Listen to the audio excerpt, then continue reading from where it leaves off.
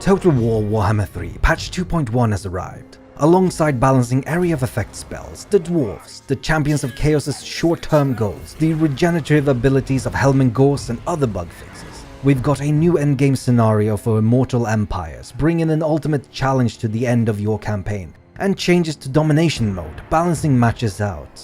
Let's have a quick look. Starting with the magic rebalance, the stationary vortex spells like Pit of Shades, Talons of the Night and Infernal Gateway currently offer too little in terms of counterplays. As such, the wind-up duration for these spells is being increased, and the overcast DPS is being reduced to allow players more leeway in dealing with these spells.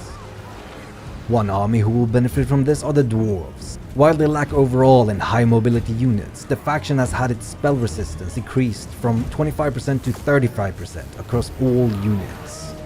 Runes have also been buffed, with the Rune of Hearth and Home restoring 5% vigor per second, and durations for both Rune of Speed and Master Rune of Speed being increased.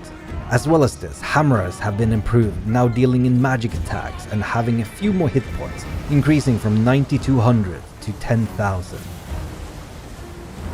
On the subject of hit points, Helm and Ghost has been getting quite a terrifying amount of mileage from his corpse cards, meaning we've had to rein in his HP as he has been nigh on par with a zombie dragon riding lord. As well as this, when playing as Helm and Ghost in multiplayer, the cost of his corpse card addition has increased from 200 gold to 800.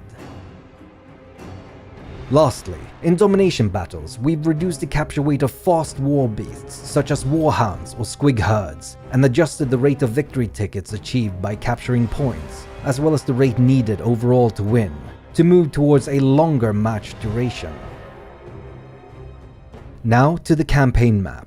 When playing as the Empire, you'll receive reduced Imperial Authority penalties for the first destroyed and first raised electro capitals in the Immortal Empires.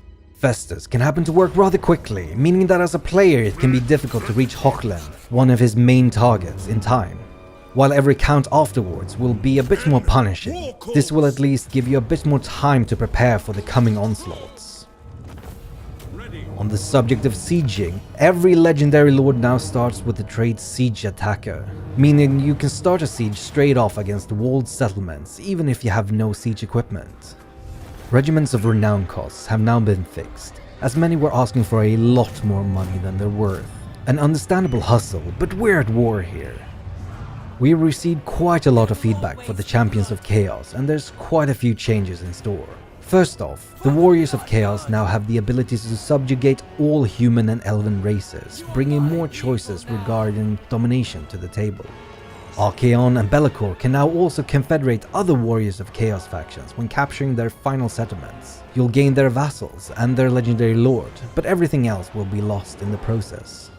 Victory conditions have also changed across all Chaos armies, with changes to the long victory for Skarbrand, Nakari, Kugath, Kairos and Demon Prince, and the short victory for Valkia, Village, Festus and Azazel, giving them more focused campaigns.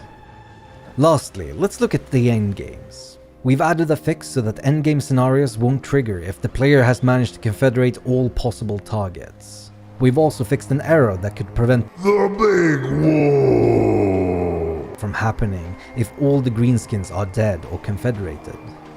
And to top it off, we've added a new endgame scenario called the Ultimate Crisis. This scenario activates every endgame scenario simultaneously, bringing the whole world into absolute chaos. Good luck.